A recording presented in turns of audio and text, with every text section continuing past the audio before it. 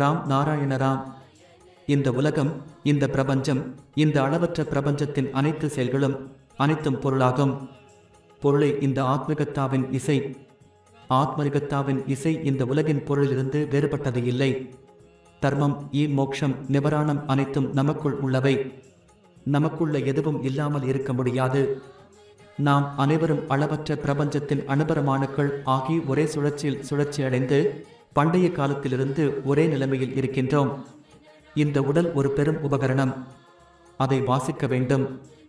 நாம் புரிந்து கொள்ள வேண்டும் என்று இன்று வரை எத்தனை வழிபாடுகள், பூஜைகள் நடந்துள்ளனவோ அவை அனைத்தும் நம்மை அறியதற்காகவே, பரமாத்மாவை மகிழ்ச்சி பெறுவதற்காக அல்ல. நாம் நமது அதிகாரத்தின் மகான் ஆனந்தத்தில் யஜ்ஞம், ஹோம் செய்கிறோம். அதனுடன் பூஜை செய்கிறோம். சுத்தமான ஒலியை விழிப்புணர்வு செய்ய முயற்சி செய்கிறோம்.